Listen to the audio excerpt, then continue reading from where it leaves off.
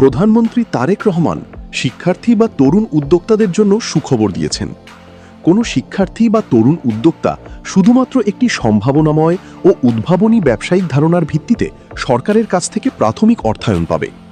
উদ্যোগটি সফল না হলে আর্থিক ক্ষতির দায় উদ্যোক্তাকে বহন করতে হবে না, প্রাথমিক ঝুঁকিটি গ্রহণ করবে সরকার। আর উদ্যোগটি সফল হলে উদ্যোক্তার পাশাপাশি রাষ্ট্র এর সুফল ভোগ করবে। ফলে পুঁজির অভাবে সম্ভাবনাময় কোনো আইডিয়া হারিয়ে যাবে না।